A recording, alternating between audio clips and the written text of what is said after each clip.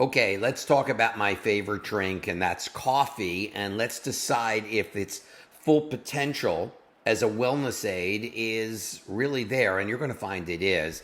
At least I think it is, but you'll see why. But let's first look at the positive things that we see in the literature, and we'll talk about some negative as well.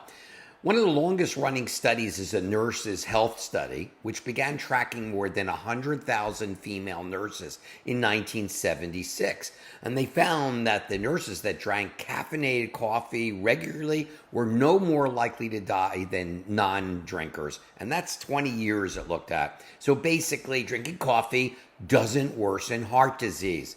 Now, of course, if you're sensitive to caffeine in any drink, for that matter, doesn't matter if it's that or tea or Coke or something of that nature.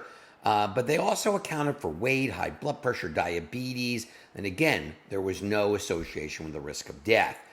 Now, there's a link between coffee drinking and blood pressure. It was reported 75 years ago, and whether it was or not is controversial. Now, they looked at what's called a meta-analysis. So a meta-analysis is when you have several studies that have like things they were looked at and they're meshed together. Often it's a very good way for us to determine whether something is real or not. It's just not one study, it's many studies. And they said in this meta-analysis that most part it did not cause blood pressure issues. The authors also suggested ingredients that are in caffeine, such as chlorogenic acid, flavonoids, quinine, magnesium, cafestol, and kawiol. And it's also rich in potassium. All these ingredients lower and counterbalance these effects of the high blood pressure. Now, we notice with coffee, there is what's called in these studies a J, like Joseph, shaped relationship between habitual coffee drinker and hypertension risk. Is this what it means? If you consume more than 3 cups a day, it's not associated with an increased risk. Good, because I like my cups. But if you drink less than 1 coffee a day, or light to moderate consumption, 1 to 3 cups a day, you may see a slight rise, which means that the body gets used to it, and it's better if you're drinking somewhere around 3 to 4 cups a day. And women live longer too when you do that. Now, there's another study that looked at 184,024 different participants in 6 European countries, which is a pretty big study, to see if higher caffeine consumption, like the presence of the key metabolites like paraxanthine and theophylline, could reduce Parkinson's risk. And they found the highest consumption of the coffee had nearly 40% decrease in Parkinson and compared to the non-drinkers of coffee. That's a lot. That's amazing.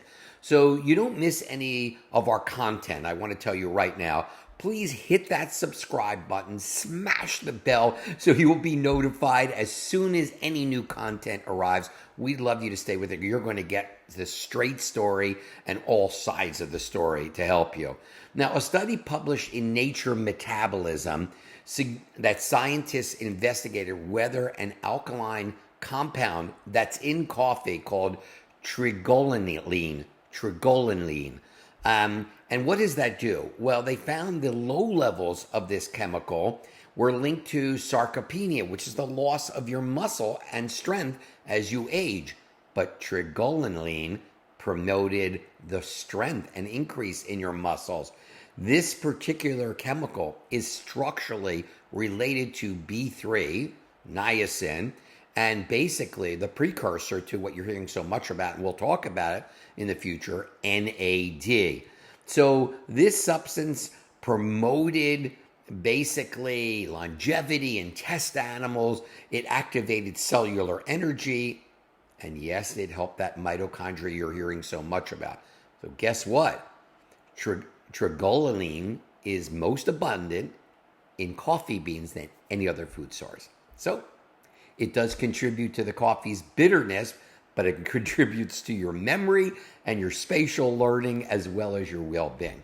There's also a mental link they found, and the UK actually did their data bank and looked back, and I saw the same J relationship we talked about earlier with the risk of depression and anxiety. Guess what? Those that consume 2 to 3 cups of coffee a day had the lowest risk of mental disorders. Now, the risk increased if you drank a lot more or you drank less. So that sweet spot, again, we'll say it again a couple times, is that 2 to 3 cups a day. Now, according to a new study from the University of Copenhagen, a combination, is going to be wild what I'm going to tell you, so get ready for this, you haven't heard this, a combination of proteins and antioxidants doubles the anti-inflammatory property in the immune cells.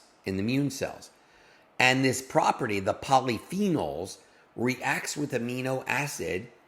Its inhibitory effect on inflammation in the immune cell is enhanced. Okay, here we go. Coffee beans are loaded with polyphenols. Milk is rich in protein. Therefore, if you take coffee and mix it with milk, everything you thought actually has a higher anti-inflammatory effect than anything else. Whoa, that is special and even makes me smile because as a coffee drinker, I like hearing that. Now, there's a number of recent studies that have also shown even a single dose of caffeine, low dose, 30 to 50 milligrams, can affect your attention levels. The brain activity indicating drowsiness gets decreased cognitive function. And after 30 minutes of 50 milligrams or more of caffeine, literally your focus becomes better. What the authors found that an 8-ounce cup of coffee, a single shot, 1 ounce of espresso, enhanced arousal, got you awake, improved your executive functioning, be able to do many things on a list. And not only that, but it helped your working memory to work better.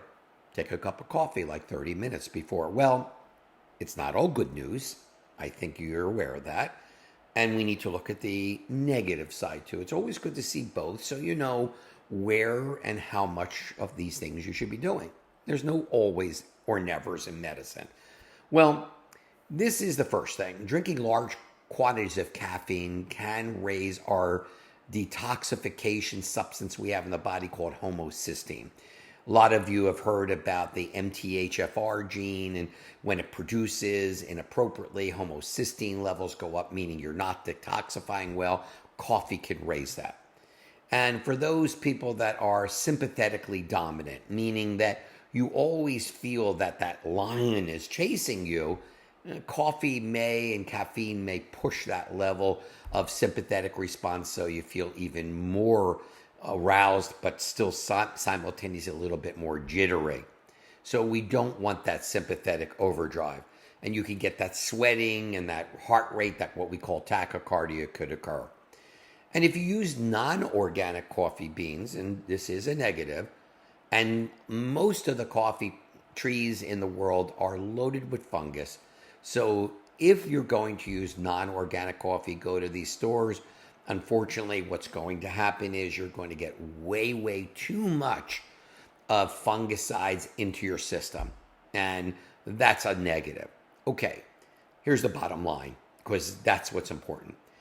If you don't have any adverse reactions to drinking coffee, enjoy your coffee. Try to drink within that spot, 2 to 4 cups a day. That's the sweet spot we talked about. And make sure, without fail, that your coffee is organic. You want dark roast? Sure. You want lighter roast? No problem. Organic. And don't feel bad about putting some milk or cream in it, because we just showed you from the study above, it may have an anti-inflammatory effect. Well, the sugar is another story, of course. Putting sugar in is a different issue. But drinking your coffee, like I like it, and I love it, actually helps patients with so many diseases that we didn't talk about, which range from cardiovascular even to cancer. It reduces that as well and helps people with cancer. Why? Because it stimulates those powerhouses in the cell called the mitochondria. Well, I need some stimulation now. I'm going to have some coffee as well. God bless. We'll talk soon.